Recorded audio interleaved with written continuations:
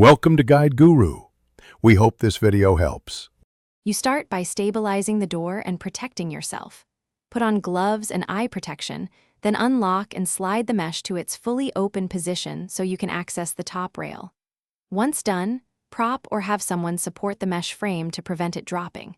Locate the top retention clips or screws. These commonly hold the frame and the head track. Use a screwdriver or flat tool to release them slowly, because abrupt force can bend the Upvc frame or damage the track. Now you focus on the complex extraction from the head track. With the top partially released, tilt the bottom of the mesh slightly inward, which frees the top lip from the head track. This reduces friction and avoids cracking. Once the top edge is free, remove remaining clips or screws one at a time and keep parts organized for reassembly. Slowly lower the bottom out of the sill, watching for rollers or guide pins. If they snag, stop and adjust angle rather than forcing the frame.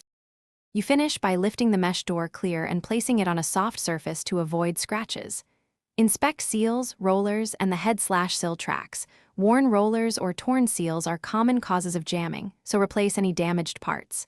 Clean the track of debris and lubricate with silicone spray, not oil. To refit, reverse the steps. Slot bottom in, tilt up, engage top clips. Troubleshooting tip: if the frame won't seat, check for a bent roller or leftover debris. Correct that first and retry.